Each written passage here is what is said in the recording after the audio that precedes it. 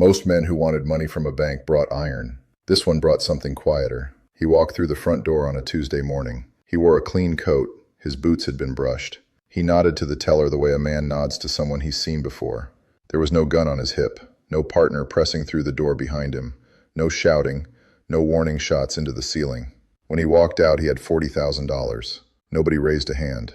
I've seen enough graves dug for reasons that didn't have to be. A gun is the loudest tool a man can reach for, but loud doesn't mean smart. This story is about the kind of man who understood what most outlaws never figured out. Fear doesn't need a barrel pointed at it. Fear is something you build in a room before you even open your mouth. If you want to understand how the frontier actually worked, not the myth, but the documented record, you'll want to stay with this one. Subscribe before we go further. Stories like this one don't stay easy to find. You won't want to miss what comes next. Now, let's talk about frontier banks. Because the picture most people carry in their heads is wrong. By the 1880s, the frontier banking system was moving fast. Towns were growing. Railroad money was flowing. Cattle drives created enormous short-term cash concentrations in places that had been empty plains 5 years earlier. Banks followed the money, the way banks always do. They opened fast, in buildings that were sometimes barely finished, with staff that was sometimes barely trained. The security arrangements in frontier bank branches were, in many documented cases, almost dangerously thin. The vault technology of the era was inconsistent.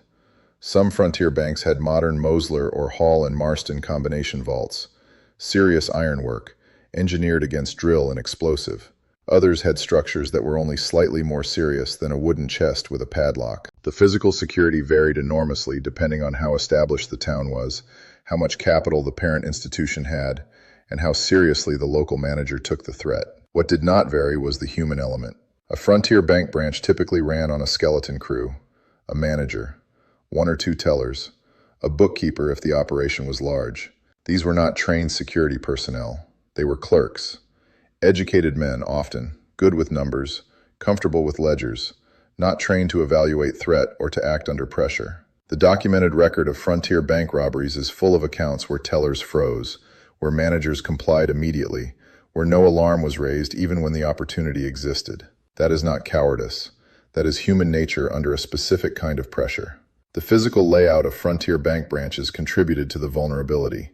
Most were built to handle normal commerce, not to withstand organized extraction. The teller window was close to the door. The manager's office was often separated from the floor by nothing more than a partition and a door that could be closed. There was rarely anyone positioned between the customer and the exit whose sole job was observation. The design assumed honest customers, which is exactly the assumption a careful criminal depends on. Cash on hand was significant in frontier branches. Unlike modern banking, where electronic transfer moved funds quickly, frontier banking required physical currency for day-to-day operations. Cattle buyers needed cash on the spot. Land transactions closed with physical notes and coin. Payroll for large ranch operations came out in cash. A busy frontier bank branch in a cattle town could be holding $50,000 or $60,000 on a given day, depending on where the season stood. This was understood by anyone who paid attention. It was not a secret. It was the nature of the economy. The Pinkerton Agency, which spent decades cataloging frontier crime for their clients, railroad companies, cattle associations,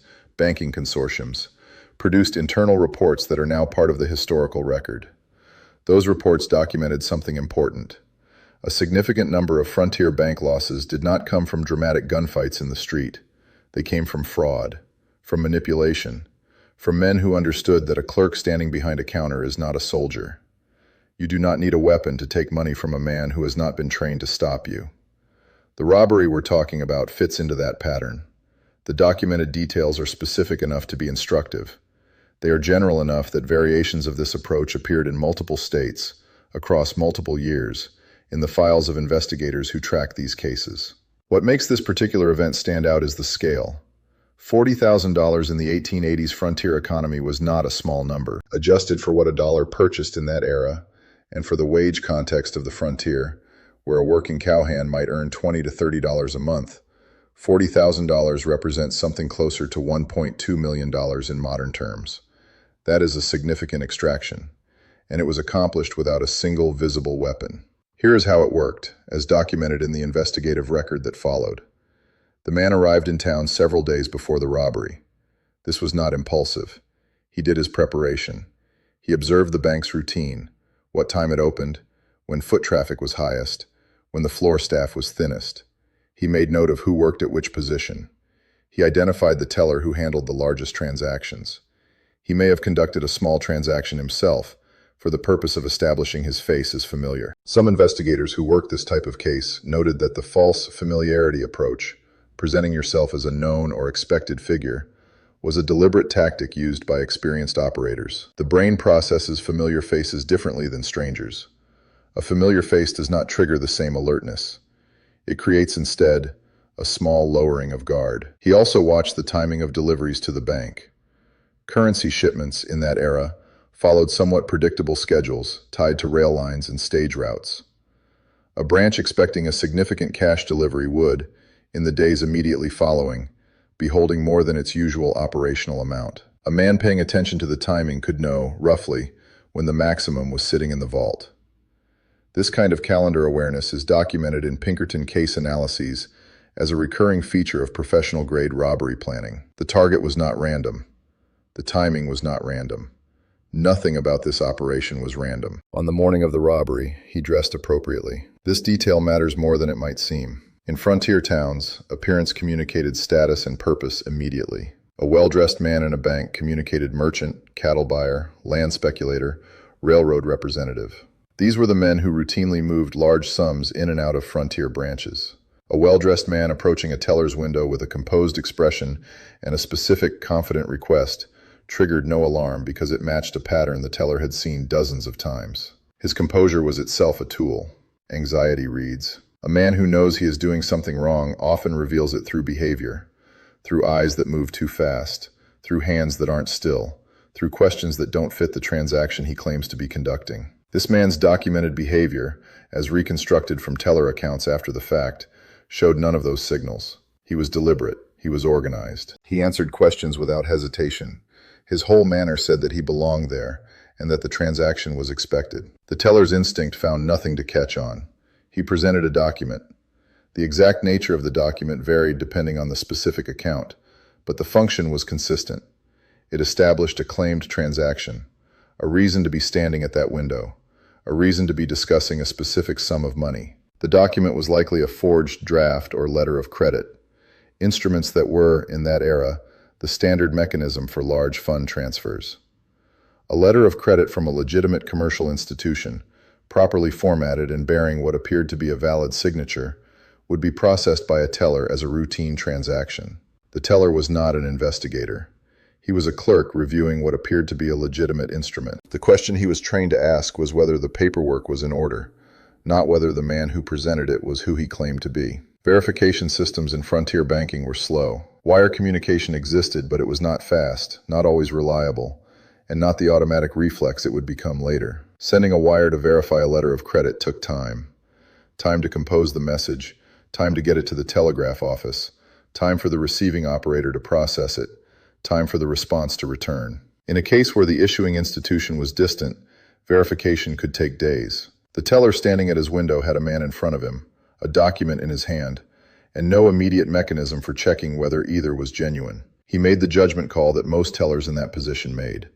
He processed the transaction. What kept the teller compliant was not a gun. Investigators who studied this class of robbery identified several mechanisms. One was implied third-party threat. The man may have indicated, verbally or through some gesture, that he was not alone, that there were men outside, watching the door, watching what happened at the window, prepared to respond if things went wrong. He didn't need to prove this. He only needed to plant the possibility.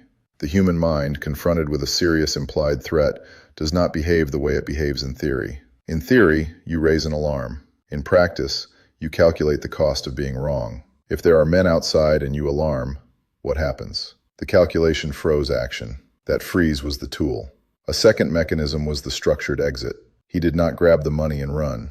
That creates chaos, noise, witnesses in motion, immediate pursuit. He made the transaction appear, for as long as possible, like a transaction. The money was moved. It was placed in a bag or satchel the way large sums were routinely prepared for transfer. He received it with the composure of a man receiving something that belongs to him. He turned and walked toward the door with the pace of a man who has completed his business. He did not run until he was outside. By the time anyone inside the bank organized a response, he had a head start measured in minutes, not seconds. The route out of town had been prepared. A horse, rested and ready, was positioned away from the main street, not directly at the bank's front, where it would be noticed and remembered, but close enough to reach quickly. Some investigators noted the use of a route that passed through a section of town where pursuit would be slowed, a feedlot, a busy loading area, terrain that would tangle a following rider. This level of planning was documented in Pinkerton case files as characteristic of what agents called professional operators, men who treated robbery as a logistics problem, not a theatrical event. There may have been a relay. A man operating at this level understood that a single horse, ridden hard from the point of alarm, would be spent within 15 to 20 miles. A planned relay, a fresh horse waiting at a prearranged point on the route out, extended his effective lead dramatically. By the time pursuit was organized, mounted, and moving, a relay system could put him 40 or 50 miles from the town before nightfall. That distance on the frontier was not nothing. It was the difference between caught and gone. The Pinkerton National Detective Agency received this case in the days following the robbery. By the 1880s, the Pinkertons had developed a system that was, by the standards of the era, sophisticated. They maintained physical files on known criminals, photographs, physical descriptions, known associates, documented methods, last known locations. These files were shared between offices. When a robbery occurred with specific characteristics, method, target type, geographic region, timing, agents cross-referenced it against known patterns. If a man had done something similar before, that pattern existed in the files somewhere. The Pinkerton files on fraud and social engineering robberies were a separate category from armed robbery files, and they were thinner. The dramatic cases, Jesse James, the Daltons, the Youngers, produced enormous files, enormous press coverage, enormous public interest. Cases where a man walked in, spoke quietly, and walked out attracted less attention and fewer resources. That disproportion worked in favor of the man who chose the quiet method. The investigation that followed him was conducted with less urgency than the hunt for a man who had fired shots in the street. The Pinkertons also had a network of informants. Frontier towns were not as anonymous as they sometimes appeared. Livery stables knew what horses passed through. Hotel keepers remembered faces. Saloon workers heard conversations that were not intended for outside ears. The Pinkertons understood that information moved through these networks, and they paid for access to it. Their bounty arrangements were structured, a percentage of recovered funds in some cases, flat fees in others. This created economic motivation for the informant network to remain active and attentive. Agents were dispatched. Photographs and physical descriptions were circulated to surrounding towns, to railroad stations, to ferries crossing the major rivers in the region. The Pinkerton method was patient. They did not always close a case in weeks. They sometimes worked a case for years. Their clients, the banks, the railroad companies, the cattle associations, maintained retainer arrangements that funded this patience. The agency understood that a man who had successfully extracted $40,000 without violence had likely planned an exit that would not be immediately traceable. They gave the investigation the time it required. But time was one variable. The other variable was whether the man left anything behind that investigators could actually use. What the investigation produced depended on the specific operator. In cases with this profile, no violence, professional method, careful preparation, the outcomes in the documented record varied widely. Some men were caught through the informant network, identified by a livery worker who remembered the horse, a hotel clerk who remembered a name on a register that didn't match any known resident, a saloon keeper who recalled a particular question asked by a stranger who had been in town a few days before the robbery. Details that seemed unconnected at the time assembled into a picture that investigators could work from. Some were caught through the money itself. Frontier economies were not large, and circulating $40,000 in currency required either converting it fast, hiding it, or spending it at a rate that attracted attention. Large sums of cash moved through limited channels. Those channels had eyes on them. A man suddenly spending at a level inconsistent with his apparent means, in a town where everyone roughly knew everyone else's means, was noticed. The Pinkerton informant network picked up on spending anomalies. They were specifically watching for them. Some were never caught. The documented record contains cold cases, robbery investigations that produced substantial files, a known method, a partial description, and no arrest.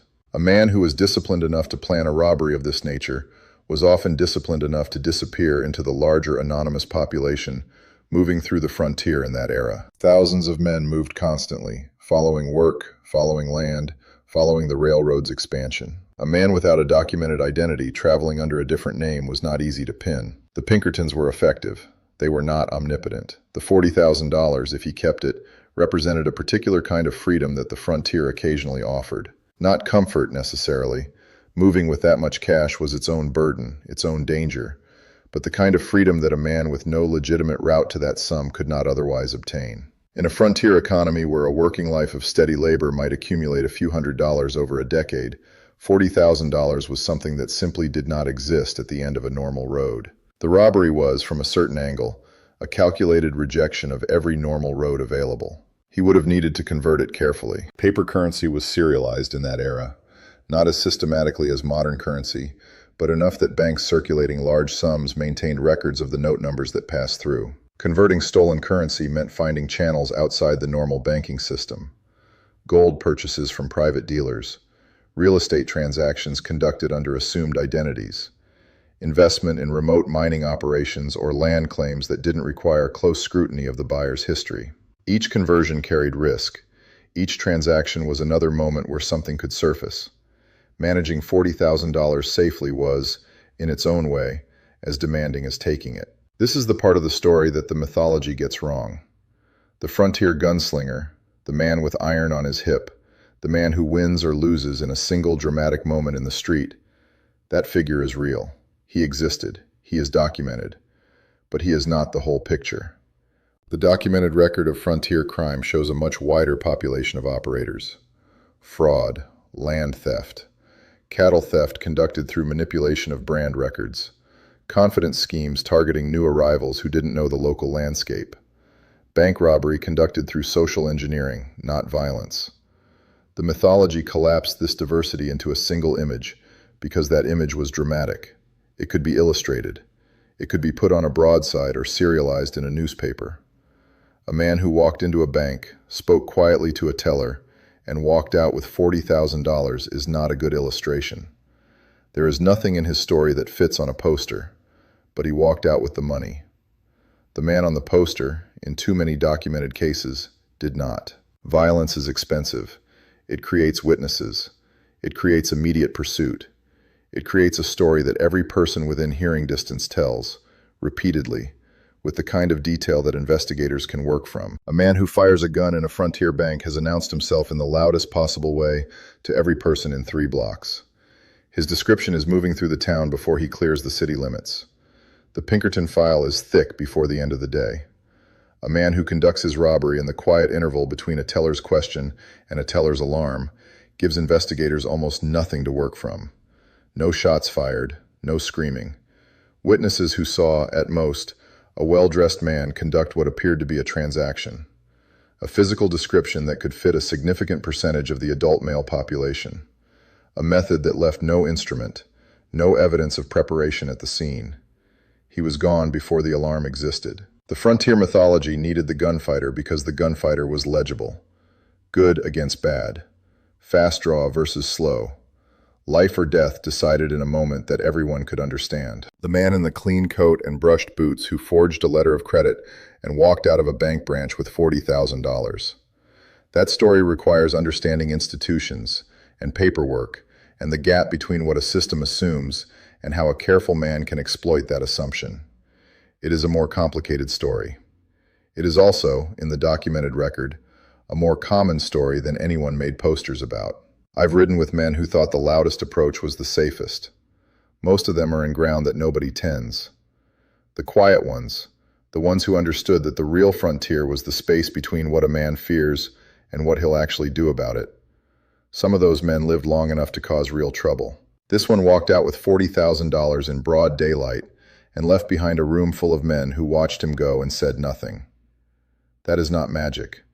That is preparation, and an accurate reading of how people behave when they're given a reason not to move. The frontier was not one thing. It was not just gunfights and cattle drives and open range. It was a place where law was thin, verification was slow, and identity was largely what you claimed it was until someone proved otherwise. That gap between what you claimed and what anyone could verify was a resource. Some men built legitimate lives in that gap. Others built something else entirely. $40,000. No gun. Nobody stopped him. If you want more stories that come out of the documented record, not the mythology, the actual record, subscribe now. The next one is already coming. Men who work the frontier in ways that don't fit the image on the poster. History more interesting than the legend. It always is.